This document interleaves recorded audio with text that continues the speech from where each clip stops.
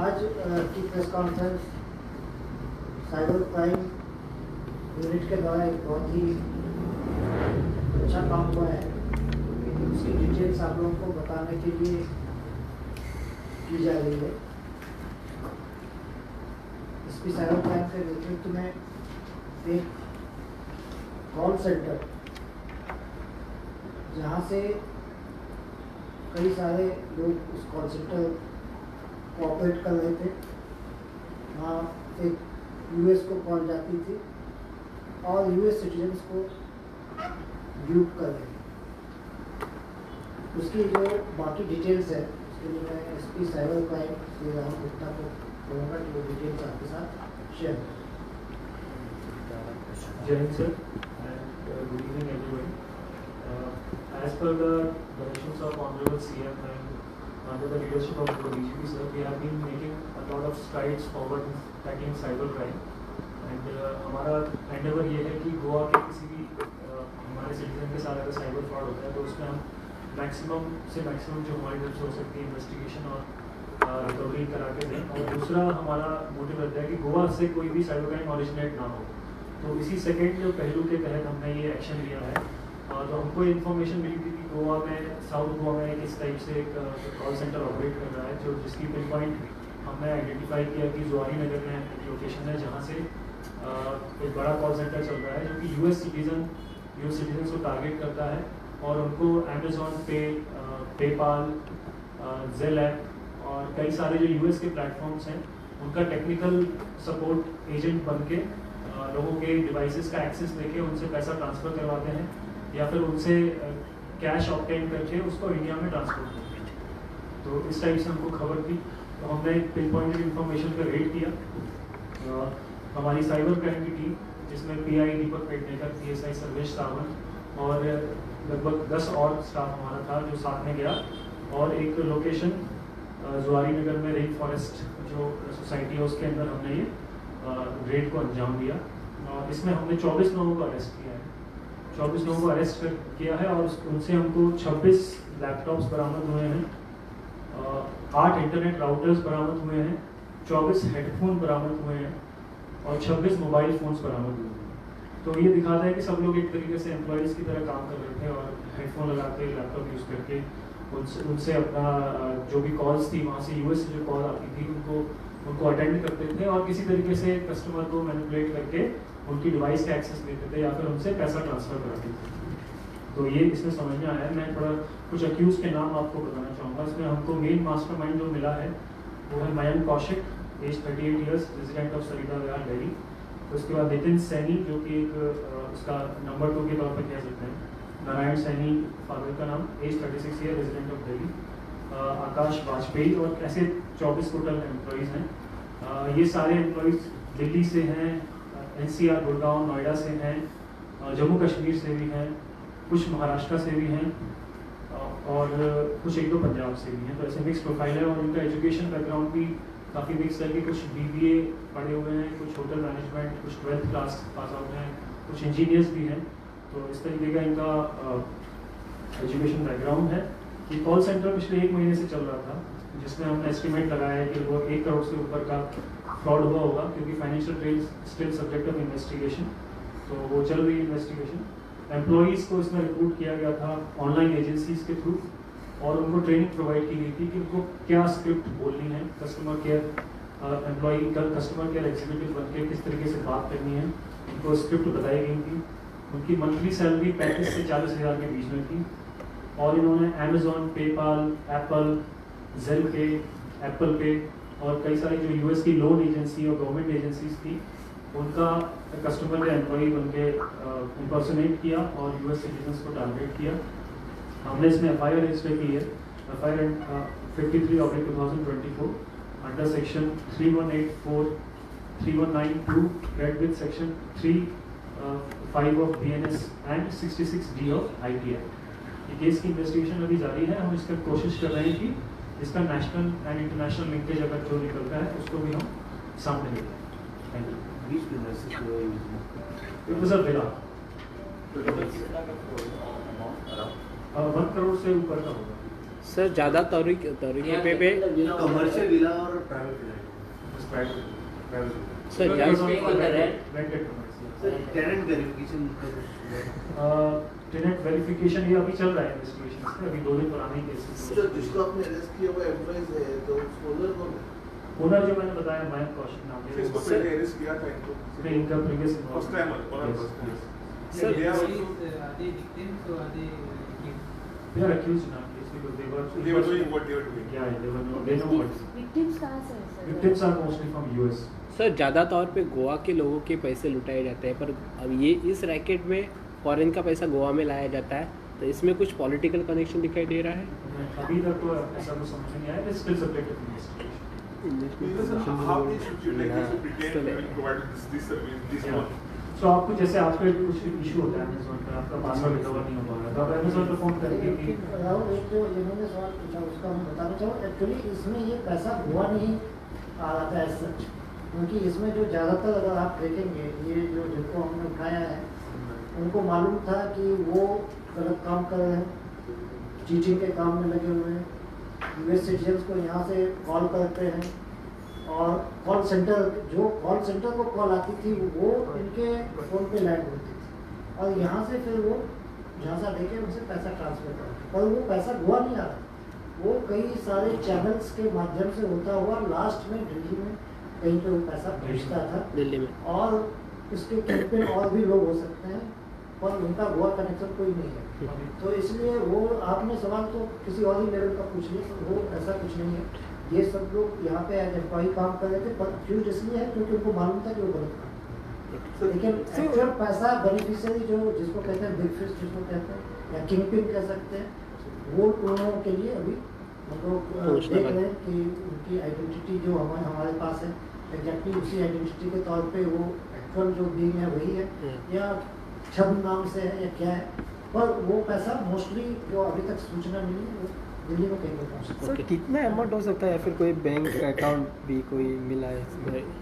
अभी चल रही है इन्वेस्टिगेशन। सर इससे पहले कुल्लूर में ऐसे कॉल सेंटर ये किया था। I think in the 3 years, I think 7-8 cases have been booked by cyber as well as crime branch Kuruvari police in the last 3 years probably. Continued action, हाँ। हम ऐसी चीजें टॉलरेट नहीं करते from resolve. But how they used to operate, sir? Like how they used to fool the customers unsuspecting? तो जैसे मैंने बताया आपको, लेट से अमेज़न में कोई इशू है तो आप कस्टमर केयर को फ़ोन करेंगे, अब कस्टमर केयर को फ़ोन करने के लिए आपको लगेगा कि आप इंडिया के कस्टमर केयर एम्प्लॉई से बात कर रहे हैं, लेकिन हो सकता है वो कॉल को इस तरीके से डाइवर्ट किया गया है कि वो कहीं और लैंड कर रही है, तो वहाँ पे फिर आप सोशल मैनिपुलेशन के तरीके लगा के कि आपका प्रॉब्लली अकाउंट हैक हुआ है, मेरे को एक बार आपकी हिस्ट्री देखनी पड़ेगी, आप प्लीज़ मुझे अपने अकाउंट का एक्सेस दे दीजिए, या फिर एक कुछ ऐप डाउनलोड करवा के जिससे कि रिमोटली हम उसको कंट्रोल कर सकते हैं डिवाइस को, या फिर कोई सॉफ्ट मालिशियस हमने कोई ऐप भेज दी जिससे कि डिवाइस पूरी हैक हो गई और पैसा ट्रांसफर हो गया, कई सारे modus operandi. How they used to fool the Yeah. So how long this team was staying in Goa? 1 minute sir ये कंप्लेंट आपने 2 रजिस्टर किया है, तो कहीं कोई विक्टिम ने आपसे कांटेक्ट किया वहाँ से या? ये स्पेसिफिक इंफॉर्मेशन पे हमने किया है, तो इसमें अभी तक विक्टिम हम identify So are there any central agencies in the world sharing this information? Like previously we used to hear it from the US, they used to report. ये हमारा खुद का Okay. Local police का कुछ ऐसा नहीं है। ये cyber crime police, This Mayank Kaushik, is he part of a larger network of? That is subject of investigation, he may be part of. Sir ये जो विक्टिम्स है रेजिडेंट ऑफ यूएस या एनआरआई वगैरह थे? रेजिडेंट ऑफ यूएस है, उसमें NRI भी included हो सकता है, रेजिडेंट ऑफ यूएस अब तक कुछ वो हम प्रोफाइलिंग करेंगे। सर ये जो पैसा कहाँ दिल्ली में कुछ पता चला है कहाँ है पैसा जाता चल है? रही है इस स्टेज पे अभी कुछ मैं फॉर्मली नहीं बोल रहा हूँ। So will you be required some victims for giving a statement here? Like how it will come? So अभी तो जो इंक रिकवरी हुई है दैट इटसेल्फ इज इंक्रिमिनेटिंग, और उनके लैपटॉप में सॉफ्टवेयर जो मिले हैं और उसमें जो कॉल लॉग्स हैं उससे समझ में आता है कि यूएस के सिटीजन्स उसमें इन्वॉल्व हैं। बाकी की इन्वेस्टिगेशन में जो जैसे जैसे रिक्वायरमेंट होगी we will take You won't be preparing victim statement because somebody has to be there. Okay, I am cheated. Like I am fooled by the. जरूरत पड़ेगी तो हम बिल्कुल लें।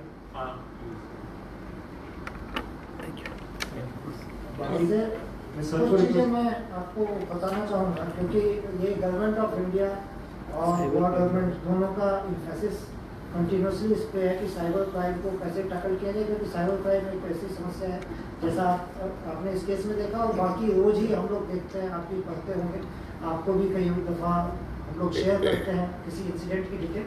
तो इसका बड़ा ही इंटरस्टेट और ट्रांसनेशनल नेचर होता है साइबर क्राइम का। अलग अलग जगहों से ऑरिजिनेट होता है, अलग अलग जगहों पे इसके प्लेयर्स बैठे होते हैं और कई लेयर्स में ये काम होता है। तो इसलिए एक कंटिन्यूअस इफर्ट जो है इसमें डिफरेंट एजेंसीज के कोऑर्डिनेशन की रिक्वायरमेंट होती है ताकि इसको हम फाइट कर सकें। और इसमें 2 लेवल पे ये फाइट हम लोगों को करनी है, मतलब जिसमें हम सारे स्टेक होल्डर्स हैं, media, citizens, law enforcement agency. एक तो अवेयरनेस का काम बहुत इम्पॉर्टेंट है, क्योंकि इसमें 2 इमोशन ऐसे हैं जिसके ऊपर ये लोग खेलते हैं, एक तो फियर और दूसरा है ग्रीड। जैसे व्हाट्सएप, फेसबुक और ऐसे ही तमाम प्लेटफॉर्म्स के ऊपर इन्वेस्टमेंट का ल्योर बहुत आता है कि अगर आप 100 रुपये लगाएंगे तो वो 3 महीने में 500 रुपये मिलेगा। अब इस ग्रीड में बहुत सारे लोग जाते हैं और इसमें काफ़ी पैसा कमाते हैं। और दूसरा एक फियर साइकोसिस के ऊपर में कि आपके बच्चे के साथ ऐसा कुछ हो गया है, आपका बच्चा जो है कहीं गलत जगह में फंस गया है, या आपके पार्सल में कोई ऐसा इलीगल है, या आपका जो अकाउंट है मनी लॉन्ड्रिंग के लिए यूज हो रहा है। तो ये 2 इमोशन के ऊपर ये लोग करते हैं और इसकी वजह से काफ़ी लोग in spite of continuous efforts काफ़ी लोग अपना पैसा लगाते हैं। तो गोवा पुलिस का इम्फेसिस है साइबर क्राइम फाइट करने पे। कुछ इफर्ट्स में शेयर करना चाहूँगा ताकि जनता को थोड़ा पता चले कि ये सब गोल है और उनको अपने को बचाना भी है। जब तक वेरीफाइड सोर्स ना हो उसको वहाँ पैसा ट्रांसफ़र नहीं करना है, ये सब तमाम चीज़ें बड़ी इंपॉर्टेंट है। तो हमने एक तो स्ट्रेंथ लगभग डबल की है साइबर क्राइम पिछले 3-4 महीने में। पहले स्ट्रेंथ इसकी 26 होती थी, आज के टाइम में साइबर क्राइम पुलिस स्टेशन की स्ट्रेंथ बढ़ा के 47 की गई है और आने वाले दिनों में इसकी स्ट्रेंथ और फर्दर हम लोग बढ़ाएंगे ताकि हमारे ज़्यादा लोग इन्वेस्टिगेशन में और अवेयरनेस में काम कर सकें। दूसरा, सितंबर के महीने में एक बहुत ही बड़ा ट्रेनिंग प्रोग्राम ऑर्गेनाइज किया गया था साइबर क्राइम की जो ट्रेनिंग है गोवा पुलिस के लिए। उसमें MHA की जो टास्क फोर्स है I4C उसकी टीम आई थी। 2 दिन का ट्रेनिंग प्रोग्राम था। उसमें हमारे 800 लोगों को ट्रेन किया गया कि कैसे साइबर क्राइम से लड़ना है उसके ऊपर। It was a very good programme और उससे काफ़ी लोगों को बेनिफिट। इसके अलावा PIs जो हमारे हैं और जो साइबर टीम है हर पुलिस स्टेशन पे संगठित की है और ऐसी जो पुलिस स्टेशन वाली साइबर टीम है और जो हमारे PIs हैं पुलिस स्टेशन के, उनके लिए in house training programme multiple times हम लोगों ने कंडक्ट किया है। और एक जो मेजर इनिशिएटिव हम लोगों ने लिया है, MHA की जो टास्क फोर्स है I4C, वहाँ पे हमने एक सब इंस्पेक्टर लेवल का ऑफिसर परमानेंटली डिप्लॉय किया है ताकि वो वहाँ पे जो ट्रेंड्स दिखते हैं, वहाँ पे जो इंफॉर्मेशन है, वहाँ से अगर बाकी एजेंसी जैसे बैंक्स हैं, टेलीकॉम प्रोवाइडर्स हैं, ISP हैं, इन तमाम लोगों से कोऑर्डिनेट करने के लिए MHA के अंदर में Goa police cyber police station का एक सब इंस्पेक्टर रैंक का ऑफिसर परमानेंटली दिल्ली में तैनात किया गया है। वो गोवा गवर्नमेंट को हम धन्यवाद भी करते हैं कि उन्होंने इस चीज़ की हमें इजाज़त दी है ताकि हम वहाँ पे और बेहतर तरीके से बाकी एजेंसीज के साथ कोऑर्डिनेट कर सकें। उसी तरह से IT एक्ट का एक 79 सेक्शन है, उसके तहत जितना भी इलीगल कंटेंट होता है साइबर स्पेस में उसको हटाने की जो पावर है वो superintendent of police cyber crime को अभी पिछले हफ्ते ही गवर्नमेंट ऑफ गोवा ने वो पावर डेलीगेट की। तो इससे ये है कि SP cyber crime will be able to make request to concern जो साइबर स्पेस में एजेंसी हैं उनको कि आपका ये कंटेंट जो है ये सही नहीं है and it should be taken down. तो ये एक मेजर डेवलपमेंट है जिससे ये प्रोसेस जो है काफ़ी फास्ट हो जाएगा। ये अभी तक नहीं था, ये पिछले हफ्ते ही ये पावर SP साइबर क्राइम को डेलीगेट की गई है। इसमें IT एक्ट का 79(3)B जो है उसके तहत ये इनको डेजिग्नेट किया गया है। इसके अलावा गणेश चतुर्थी और उसके बाद कंटिन्यूस आप देखें तो साइबर सुरक्षित गोवा ये एक कैंपेन साइबर क्राइम मिनट चला रही है जिसमें लोकल टेलीविजन चैनल्स के ऊपर भी, सोशल मीडिया के ऊपर में भी, प्रिंट मीडिया के ऊपर भी कंटिन्यूस हम लोग अवेयरनेस के लिए आप लोगों के साथ शेयर कर रहे हैं, जो भी डिटेल्स होती है आप देखते होंगे हमारे जो सोशल मीडिया अगर आप फॉलो करें हैंडल हमारा ट्विटर का है, फेसबुक का है, तमाम व्हाट्सएप पे भी एक चैनल हमने खोला है, तमाम चैनल्स के ऊपर में साइबर अवेयरनेस का काफ़ी मटेरियल हम लोग रोज पोस्ट करते हैं। तो हम जो सिटीजन्स हैं उनसे रिक्वेस्ट करते हैं कि हमें फॉलो करें ताकि उनको पता हो कि किस किस तरीके से लोगों को ड्यूप किया जा रहा है ताकि वो उससे बच सकें। इसके अलावा एक मेजर इनिशिएटिव जो हम लोगों ने इस बीच में लिया है, डायरेक्टरेट ऑफ एजुकेशन के साथ मिलके 450 स्कूल टीचर्स जो कंप्यूटर पढ़ाते हैं स्कूल्स गोवा के डिफरेंट स्कूल्स में, ऐसे 450 टीचर्स को हमने साइबर क्राइम के बारे में शिक्षित किया है। और डायरेक्टरेट ऑफ एजुकेशन के साथ मिलकर 2 दिन का प्रोग्राम हुआ था, उसके तहत ये चला है और ये अपने स्कूल्स के अंदर में साइबर सेफ्टी के ऊपर में स्टूडेंट्स को ट्रेन करेंगे। सो ये एक मेजर इनिशिएटिव है जो Goa police and directorate of education ने मिलकर किया। इसके अलावा 167 कॉलेज वॉलंटियर्स हैं, वो आइडेंटिफाई किए गए हैं साइबर क्राइम यूनिट के द्वारा, जो अवेयरनेस एफर्ट्स को स्ट्रेंथन कर पाएंगे। इसके अलावा अभी डायरेक्टरेट ऑफ पंचायत के साथ मिलके एक स्पेशल सेशन 120 सरपंचेज के लिए जो अलग अलग हमारी विलेज पंचायत से उनके 120 सरपंचेज के लिए डायरेक्टरेट ऑफ पंचायत के साथ मिलके प्रोग्राम हुआ था। उसके अंदर में भी साइबर अवेयरनेस के बारे में उन लोगों को बताया गया। इसके अलावा जिपार्ट और जीडीसी के साथ भी कंटिन्यूसली हमारे ट्रेनिंग मॉड्यूल्स चल रहे हैं और वहाँ पे साइबर पीएस का जो स्टाफ है वो स्पेशल सेशन उनको भेजा जाता है कि वो स्पेशल सेशन इसके लिए ले। इसके अलावा बैंक जो है एक मेजर स्टेक होल्डर्स हैं, क्योंकि बहुत सारे जो चीटिंग वाला सारा काम है म्यूल अकाउंट्स के माध्यम से होता है। बैंक्स के अंदर में म्यूल अकाउंट्स खोले जाते हैं और उसमें वो पैसा जो है चीट किया हुआ पैसा, ड्यूट किया हुआ पैसा आता है। तो इसलिए बैंक्स के साथ जो कोऑर्डिनेशन है वो बहुत इंपॉर्टेंट है। तो जितने भी बैंक्स हैं गोवा के उन सब के साथ एक मीटिंग अभी हाल फिलहाल एसपी साइबर क्राइम में ली थी ताकि उनको उनके रोल के बारे में हम बता सकें, सो दैट ये जो हमारी फाइट है साइबर क्राइम के अगेंस्ट में ये एक साथ चल सके। इसके अलावा जो कुछ अभी इन्होंने किया, इस साल अभी तक 152 मोबाइल नंबर को साइबर क्राइम पुलिस स्टेशन ने जो डिफरेंट एजेंसीज है टेलीकॉम एजेंसीज उनके साथ मिलकर ब्लॉक करवाया है और 78 रिक्वेस्ट भेजे गए हैं डिपार्टमेंट ऑफ टेलीकॉम को, जो वेबसाइट्स हैं जिसपे एक्सपर्ट सर्विसेज प्रोवाइड करने की बात हो सकती है, तो वो भी रिक्वेस्ट जो भेजी गई है उस पर ज़्यादातर वेबसाइट्स ब्लॉक किए गए हैं। तो इस तरह से काफ़ी कुछ पिछले महीनों में साइबर क्राइम यूनिट ने किया है। और मैं आपको बताऊंगा कि जब पैसा ड्यूप होके जाता है किसी अकाउंट में तो उस अकाउंट को फिर हम लोगों की कोशिश होती है लॉ एनफोर्समेंट एजेंसी की कि उसको फ्रीज कर दें उस अकाउंट को, सो दैट वो पैसा निकल ना सके और चीटर्स के पास ना पहुंचे। तो इसको कहते हैं लियन अमाउंट बोलते हैं, जिस पैसे बैंक अकाउंट को हम फ्रीज करते हैं उसमें जितना पैसा होता है उसको लियन अमाउंट बोलते हैं। और इस मामले में गोवा अभी पिछले जो महीने का अगर हम रिपोर्ट देखें MHA ने I4C हर महीने की रिपोर्ट जारी करती है कि किस स्टेट ने इसमें कितना प्रयास किया है, तो उसमें गोवा अभी 5वें नंबर है ना। पहले हम काफ़ी पीछे थे इसमें और ये 3-4 महीनों के हमारे कंटिन्यूस एफर्ट की वजह से अभी हम 5वें नंबर पे और हमसे आगे लक्षद्वीप, सिक्किम, झारखंड, दमनदीव और दादरा नगर हवेली जैसे स्टेट्स हैं, जिसमें सबसे ज़्यादा लक्षद्वीप ने 35% अमाउंट जो है, जितना अगर 100 रुपया मान लीजिए चीट हुआ है तो 35 रुपया उसमें से उन्होंने फ्रीज करवा दिया।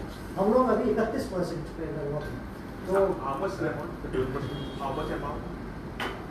अभी तक कितना अमाउंट सीज तो करोड़ों में है। अगर इसी साल का हम फिगर देखें सीज किया हुआ है। कितना 8 से 9 करोड़ हम लोगों ने इस साल जो है 9 करोड़। और रेट ऑफ रिकवरी कितना है? Rate of recovery cyber crime का भी वो इसको अभी तो वही है, क्योंकि उसमें आगे पैसा वापस कंप्लेनेंट को देने के लिए फिर उसमें जुडिशियल ऑर्डर्स वगैरह की आवश्यकता होगी। वो स्ट्रीमलाइन करने की का प्रयास MHA लेवल पे भी चल रहा है। और हम लोगों का जो पहला एफर्ट होता है कि जो पैसा गया है उसको चीटर तक ना पहुंचने दिया जाए वो। तो यही कोशिश यही है कि सबसे अच्छी बात तो ये होनी चाहिए कि जितने भी सिटीजन्स हैं उनका पैसा पहले चीटिंग मतलब चीटर के झांसे में ना पड़े, तो ये सबसे इम्पोर्टेंट है। हमारे लॉन्ग टर्म ये होना चाहिए कि आज की तारीख में जितना पैसा जा रहा है वो किस तरीके से लोगों को अवेयर करके हम पहुँचा सकें। तो इस पर मैं आप लोगों से खासतौर पर रिक्वेस्ट करना चाहूँगा कि साइबर क्राइम के ऊपर में कुछ ना कुछ आपका, चाहे सोशल मीडिया के ऊपर आपका चलता हो चैनल या प्रिंट मीडिया का चैनल हो या जिस भी माध्यम से आप लोगों तक आप पहुंचा सकते हैं इस बात को, हर हफ्ते 10 दिन में एसपी साइबर क्राइम के साथ मिलकर कुछ ना कुछ कंटेंट आप जरूर डालें ताकि लोगों को हम इस साइबर क्राइम से बचा सकें। जैसे फ्रॉड केस में और कोई लोग फंसे ना, इसके लिए क्या लोगों ने, जनता ने प्रिकॉशन लेनी चाहिए, यानी शॉर्ट बेस में किस तरह से? इसमें एक्चुअली बहुत सारी चीज़ें हैं, वो अलग अलग तरीके से चीट करते हैं, तो लोगों को मालूम होना चाहिए कि इस तरह की अगर कोई उनको अप्रोच करता है तो ये कोई ना कोई फ्रॉड है। ये इज़ नॉट लाइक, बहुत बार बैंक से कहते हैं कि भाई आप अपना OTP बता दो, आपका ये अकाउंट जो है ना ये ब्लॉक हो गया है, आपको एक OTP जाएगा, ये OTP आप बताएंगे तो आपका अकाउंट खुल जाएगा, और जैसे ही आपने OTP बताया आपका पैसा चला गया। इस तरह से आप देखते हैं कि दूसरा, जैसा हमने बताया, एक आजकल वीडियो कॉल करके और कहते हैं आपको डिजिटली अरेस्ट कर लिया है क्योंकि आपके उसमें ड्रग मिली है, पार्सल में ड्रग, आपने पार्सल भेजा या नहीं भेजा, लेकिन आदमी को इतना डरा देते हैं कि वो समझता है कि नहीं बाकी कुछ गलत हो गया है मुझसे, और फिर वो कहते हैं कि अब आप इतना पैसा दो, उसके बाद फिर ये सिक्योरिटी डिपॉजिट है या आप इतना पैसा दे दोगे तो आपको अरेस्ट नहीं करेंगे। इस तरह का डिजिटल अरेस्ट का एक अलग तरीका है। इस तरह से बहुत माध्यम से उतरते हैं। इन्वेस्टमेंट फ्रॉड जैसे जॉब वाला एक होता है कि भाई आपको इतना पैसे देने के बाद आपको ये इस तरह का नेचर की जॉब मिलेगी, और उसमें फिर वो अलग चलता है। तो इस तरह से बहुत सारे माध्यम से वो करते हैं। इसके लिए आपको ये समझना है कि आपको डरना नहीं है और आपको लालच नहीं करना। इस लोगों में अगर आप गए तो निश्चित तौर से आपको सर इन लोगों को ये डिटेल्स कहाँ से मिलती है जो देखिए ये डेटा लीकेज एक मेजर प्रॉब्लम है। क्या ये बैंक अकाउंट से जो आधार कार्ड लिंक होता है उसका कोई हो सकता है?